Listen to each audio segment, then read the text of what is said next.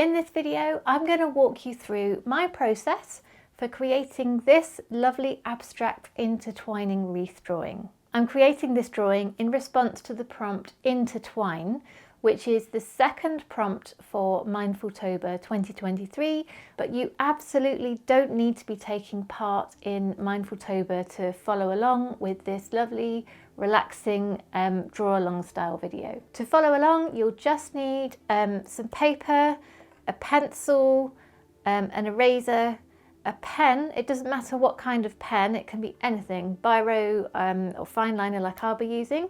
And you need something circular to draw around on your paper or a compass.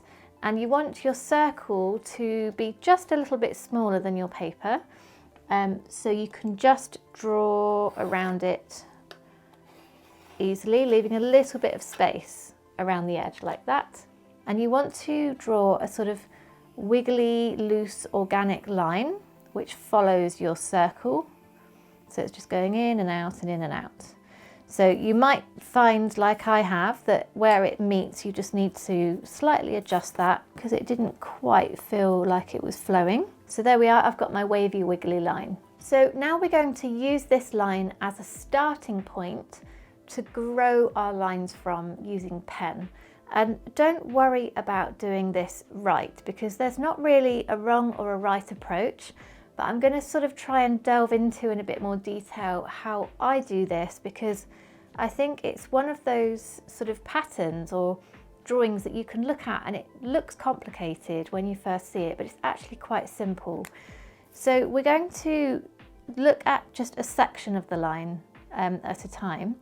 And first of all, I'm going to use my pen to just trace from the sort of middle of one bump to the middle of another bump. So it's sort of like this. Now I'm going to start and finish at the same place, but I'm just going to take my line a little higher, oops, to start with, and a little lower as well. But they're finishing and starting in the same place. So you get this feeling of the line sort of growing out from that middle point. Now I'm going to repeat this all the way around, and sometimes I'm going to make my lines not sort of evenly bumping. I'll show you an example with this next one. So I'm going to start and finish. Now rather than making it even, I'm going to make it sort of more accentuated to the left. And each line that I draw will continue that.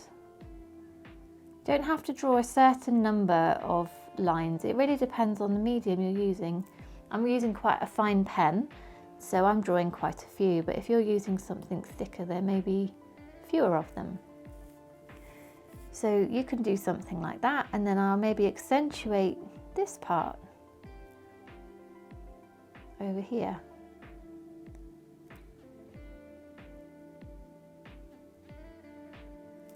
So you see that's created quite a different effect to the first one. So I might then just add some more lines as if they're coming out from the back of that one, just to sort of fill that space that's become visible there.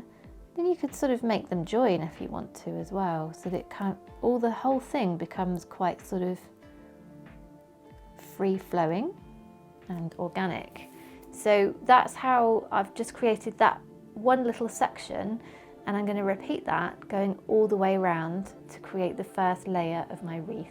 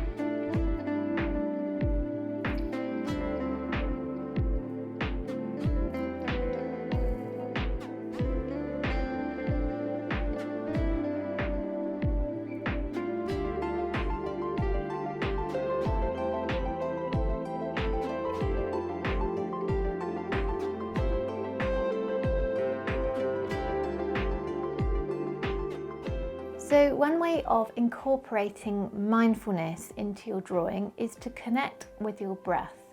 And I'm going to show you a couple of ways you can try this.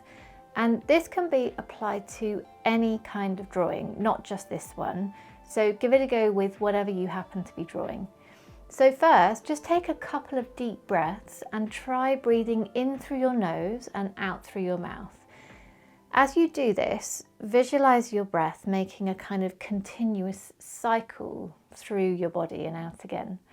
And as you're doing it, just try and become aware and notice where you can feel the breath in your body as it makes its journey through. It might be in your nostrils, or maybe you can feel it filling your chest. Now, just doing this, and it can literally just take a few seconds to do a couple of deep breaths, can really help us to connect with our breath and notice it.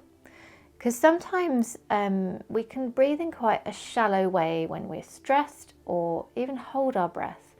And that's also something that can be quite common with drawing, because we're concentrating. Sometimes if you're drawing, you might just become aware that you're holding your breath or breathing very shallow. So just connecting with it in this way can just sort of help to release some tension and actually make our breathing deeper. Now, once you're into a drawing rhythm where you are repeating a shape or a mark, like I'm doing at the moment with these lines, there's another way that you might enjoy connecting with your breath. And this is by syncing your drawing with your breath cycle. Now, it's important not to change how you're breathing, because changing how you're breathing can end up making you feel a bit tense or a bit sort of out of breath. So just breathe normally, but see if you can draw in rhythm with your breathing. So for example, I could draw a line with an inhale and another with an exhale. Hopefully, let's try it out. So inhale, exhale. Now you can change the speed of your drawing to make this work. I just had to really draw quite slowly for that to work, but that's fine. Don't change the speed of your breathing, just change the speed of your drawing. And this doesn't always work because it depends on what you're drawing. So if you're drawing lots of different things, it doesn't really work. But it can be particularly nice for if you're drawing a pattern with lots of circles, for example. It might work a bit differently. It might be that you could draw, say, 3 circles with an inhale and then 3 circles with an exhale. Just something nice to be aware of when you're drawing something that has a lot of maybe repetition in the way that there's some shading or some texture or pattern. Just see if you can incorporate your breathing as part of the drawing. Okay, so now I have this first kind of layer of intertwining lines. I'm going to add another layer. So I'm going to use my pencil to just plan where this next layer is going to be before I ink it. And I want it to seem as though this second element of the wreath is intertwined with the first. So it's going to be in front of it and then behind it, in front of it and behind it, and so on. I'm going to make this branch a bit different from the first one so that there's some nice contrast between them. And I'm going to make it a solid line, which is thicker than just a pen's width or the width of the sort of inked line. So I'm going to sort of colour it in a bit and add some very simplified leaf shapes onto it, just to give it that sort of botanical feel. Something that is quite useful about doing this as a solid line, the second one, not only does it help to contrast against the first set of lines that we've drawn, but as we start to add the leaves, if there is an area where maybe you weren't quite so happy with how it's turned out, we can draw a leaf over it. So for example, I'm thinking about this sort of area here. It feels like I kind of got a bit messy in there because there's lots of bits kind of starting and finishing. So actually, if I draw a big leaf and shade it in, I think it's just going to help to make that feel a bit more resolved.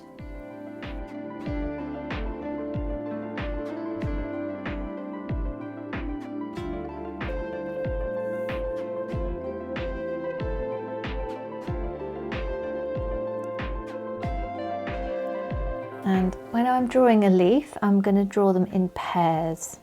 That's how some plants grow, but I just like the symmetry that that introduces.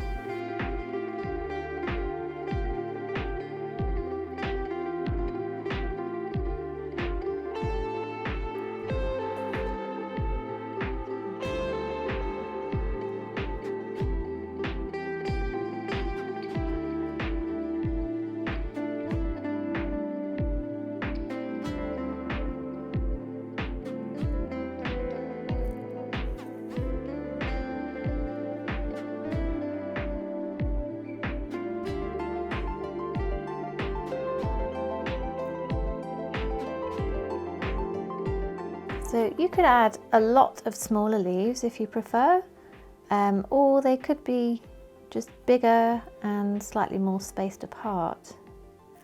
It's nice to be able to play with both options. And they don't all have to be the same size. You could have larger and smaller ones on the same kind of branch.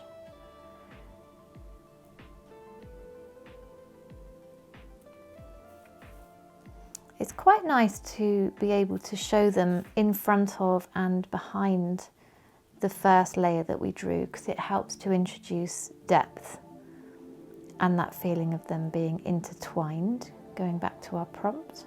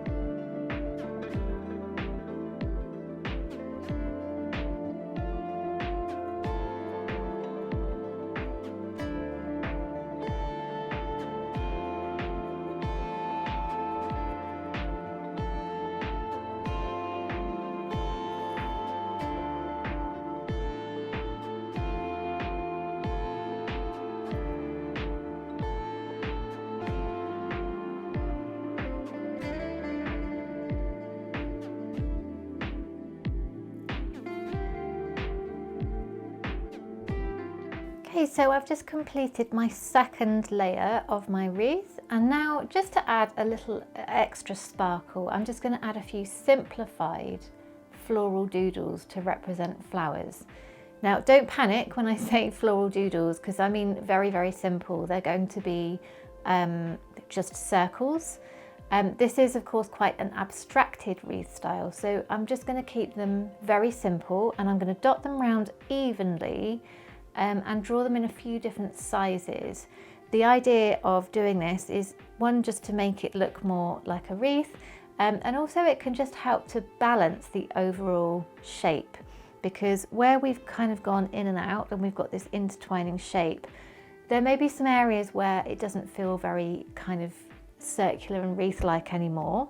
So for example here, it feels like the circle's almost going in. So I can add some floral doodles, so they can be big if I want to create a sort of bigger shape, and I can create some smaller ones, and as well as the sort of range of double circles where I'm going to actually fill the middle in so it looks a bit like a flower. I'm also going to use just some what I call filler shapes, which is just going to be a filled in dot like this, and those are very helpful just for kind of just sticking in little shapes where you feel like there needs to be something there, but there's maybe not enough space to add an actual flower doodle. So I tend to add my sort of floral doodles usually in sets of odd numbers, depending on the shape and size of the space that I'm filling. But generally I will often add like 3 or 5 of these little circles together. If you add just one, it can look a little bit strange and isolated. So I would always add sort of 2 or 3 together in little clusters. Just makes it feel more natural and organic.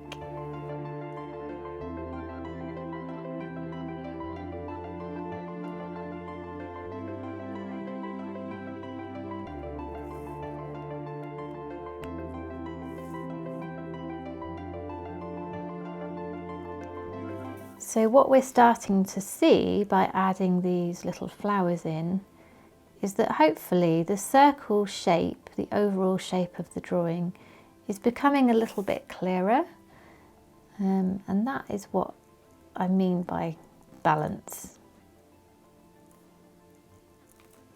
Kind of smoothing out those edges that we've created.